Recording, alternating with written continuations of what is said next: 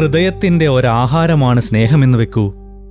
അതു കിട്ടിയില്ലെങ്കിൽ ഒരാൾക്ക് ഹൃദയം നഷ്ടപ്പെട്ടു പോയെന്ന് വരാം, ഇല്ലേ? ഇടുങ്ങിയ ഗുഹ പോലുള്ള മനസ്സുമായി ജീവിച്ചിരിക്കുന്നവരുടെ എണ്ണം കൂടുന്ന കാലത്തെയും ഇപ്പോൾ സമൂഹത്തിൽ നിരന്തരമായി പറയുന്ന ഇൻട്രോവേർട്ട് എന്ന പദത്തിൻ്റെയും വ്യാപ്തി അരനൂറ്റാണ്ടു മുമ്പേ പറഞ്ഞിരിക്കുകയാണ് പി പത്മരാജൻ. അസത്യത്തിൻ്റെ, കാപട്യത്തിൻ്റെ ലോകത്ത് നേരെ ചിന്തിക്കുന്നവരെ ഭ്രാന്തനാക്കാനുള്ള സമൂഹത്തിൻ്റെ കാപട്യം തുറന്നു കാണിക്കുകയാണ് ഋതുഭേദങ്ങളുടെ പാരിതോഷികം. ടോക്സിക് പാരന്റിംഗ് എന്നൊരു പദം മലയാളി ചർച്ച ചെയ്തു തുടങ്ങിയിട്ട് അധികകാലമായിട്ടില്ല. എന്നാൽ അരനൂറ്റാണ്ടു മുമ്പേ ടോക്സിക് പാരന്റിങ്ങിന് വിധേയനായ നായകന്റെ മനോവിചാരങ്ങൾ അവതരിപ്പിക്കുകയാണ് പി പത്മരാജൻ ബാബു എന്ന കഥാപാത്രത്തിലൂടെ.